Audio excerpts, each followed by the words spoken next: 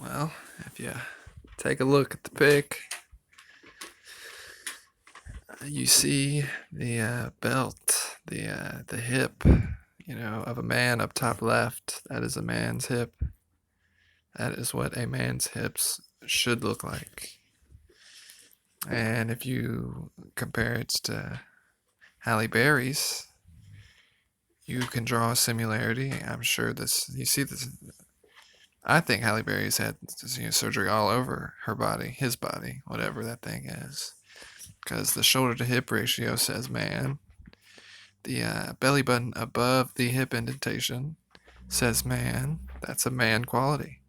Men have belly buttons above the hips, which means they don't have a Q angle and they cannot have kids. And Halle Berry or Cameron Diaz is the same. In fact, Cameron Diaz's hips, if you could see it better, I got a bad image, but it looks more like the man's hips than Halle Berry. It's more obvious on him. I'm sure that's a man. Okay, look at that jaw. That's a man's jaw on Cameron Diaz. Cameron Diaz is just more obvious.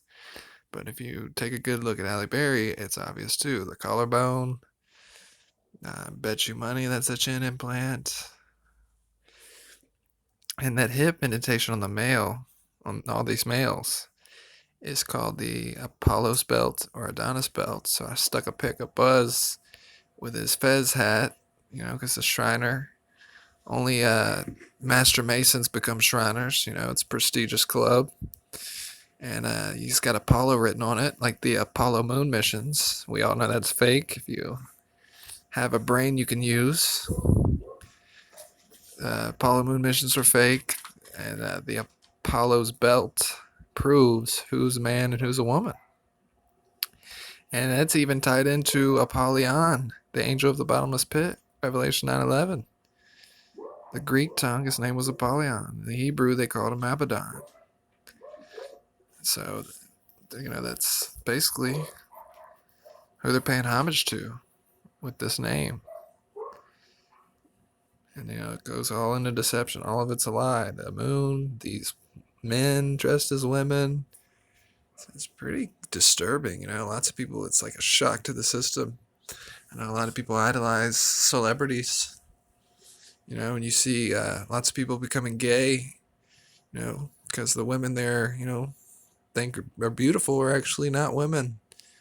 I think, your soul senses it, right? But your mind is being tricked. So these people, they got some judgment coming to them. All we can do is warn them. If God hardens their heart, there's nothing we can do except pray. Even if they did speak out, they've taken oaths to where they'd have to die to get out. Maybe that's what they need. That's what has to happen for them to be saved. To die for Jesus. And a lot of lukewarm Christians who are on the fence. God doesn't like that. You got to be hot or cold. That's in Revelation. And I think a lot of them, they're going to be stuck here during the tribulation. And they're going to have to make a choice. Do I accept the mark in FEMA camp, RFID, or do I die for Jesus? Just know you should sit on that guillotine. You should do it, because as soon as you die, it'll be quick.